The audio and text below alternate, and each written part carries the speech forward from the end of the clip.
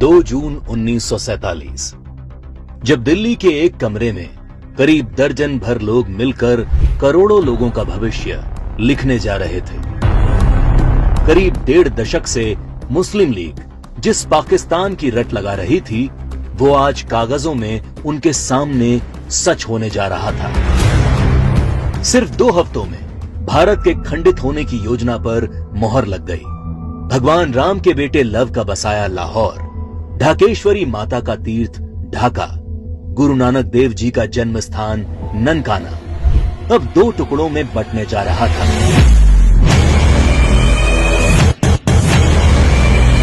और अगर कोई इस विभाजन की योजना से अनभिज्ञ था, तो वो थी भारत की मासूम और निर्दोष जनता, जिस पर यह विभाजन कहर बनकर टूटने वाला था। 1947 को अंग्रेजों द्वारा किया विभाजन देश का पहला विभाजन नहीं था। अंग्रेज इससे पहले 1905 में भी बंगाल का विभाजन कर चुके थे, लेकिन उस विभाजन का पहले बंगाल में और फिर पूरे देश में इतना मुखर विरोध हुआ कि अंग्रेजों को 1911 में अपना फैसला वापस लेना पड़ा था। विभाजन का जो काम अंग्रेज 1905 में नहीं कर पाए, वो 1947 में करने में कैसे सफल हो गए? तो जो बात 1905 के बंगाल को 1947 के भारत से अलग बनाती है, वो है कांग्रेस पार्टी, मुस्लिम लीग और भारतीय कम्युनिस्ट। 1905 में बंगाल विभाजन के विरोध के बीच ही 1906 में मुस्लिम लीग का जन्म संयुक्त बंगाल के ढाका में हुआ। बंग भंग आंदोलन के बाद जन्मी मुस्लिम लीग ने 1909 में मार्लेमेंटो सुधार के नाम पर पृथक निर्वाचन प्रणाली मांग से शुरू करके अगले 30 साल में अलग इस्लामिक राष्ट्र पाकिस्तान के नाम पर भारत को मजहब के नाम पर बांट कर रख दिया। 1920 के तुर्की के खलीफा के समर्थन में चलाए गए कांग्रेस के खिलाफत आंदोलन ने मुस्लिम कट्टरपंथियों को यकीन दिला दिया कि वे अपनी गैर जरूरी मांग पर भी कांग्रेस के नेतृत्व को मना सकते हैं। इसके बाद 1930 में अल्लामा इकबाल ने पहली बार मुस्लिम लीग के अधिवेशन में अलग इस्लामिक राष्ट्र की रूपरेखा रखी। इकबाल की कल्पना के इस अलग इस्लामिक देश के लिए पाकिस्तान नाम सबसे पहले चौधरी रहमत अली ने प्रयोग किया। जब 1933 के तीसरे गोलमेज सम्मेलन में चौधरी रहमत अली ने पाकिस्तान अभी नहीं तो कभी नहीं नाम के पर्चे बांटे और करीब 7 साल बाद 1940 में लाहौर अधिवेशन में मुस्लिम लीग ने पहली बार पाकिस्तान नाम के अलग इस्लामिक देश का प्रस्ताव पास किया और 1947 में 10 लाख लोगों की लाश पर चढ़कर एक अलग इस्लामिक देश बना लिया।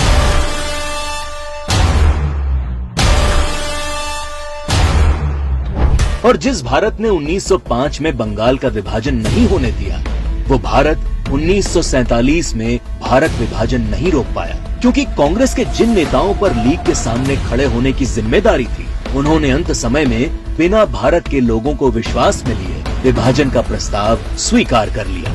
देश तोड़ने के इस खेल में एक हिस्सा भारत के कम्युनिस्टों ने भी निभाया, जब कम्युनिस्ट नेताओं ने भारत को 14 राष्ट्रों का समूह बताते हुए भारत विभाजन को मुस्लिम राष्ट्र के आत्मनिर्णय का अधिकार बता दिया।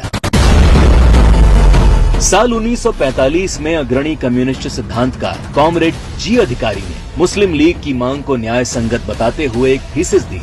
उनके शब्दों में 1940 से कम्युनिस्ट पार्टी ने ये देखना शुरू कर दिया कि तथाकथित सांप्रदायिक समस्या वास्तव में बढ़ती राष्ट्रीयताओं की समस्या है, जिसे आत्मनिर्णय के अधिकार के माध्यम से हल किया जा सकता है।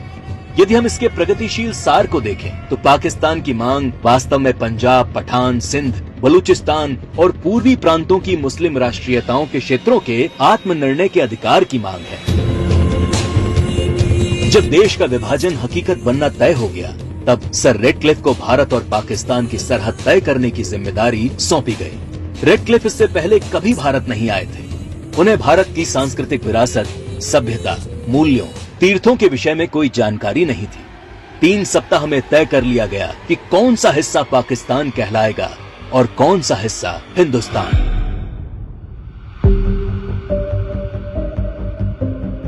सदियों से एक जैसे इतिहास, भाषा, बोली, खान पान लिए रह रहे लोग, गांव और शहर रातों रात 2 देश बन गए।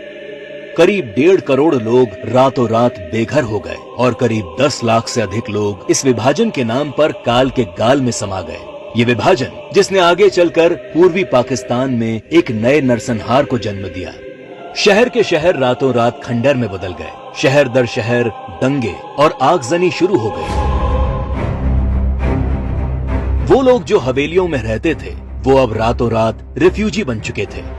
अपना सब कुछ लुटाकर लोग सड़ी गर्मी और बरसात में मीलों तक फैले काफिले हजारों की तादाद में अपनी जान बचाकर चले आ रहे थे। सबसे बुरा हाल महिलाओं का हुआ, जिन्हें इस विभाजन की सबसे क्रूर कीमत चुकानी पड़ी। सैकड़ों महिलाओं का अपहरण और बलात्कार किया गया। 1940 के दशक में भारत की ही भांति नरसंहार झेलने वाले यहूदियों की विभीषिका को आज पूरा संसार जानता है। 27 जनवरी को आज पूरा विश्व होलोकास्ट दिवस के तौर पर मनाता है।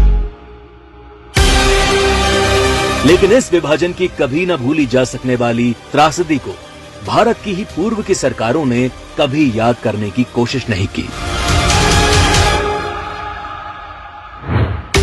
विभाजन विभीषिका दिवस 14 अगस्त का दिन विभाजन विभीषिका का स्मरण करने का दिन है।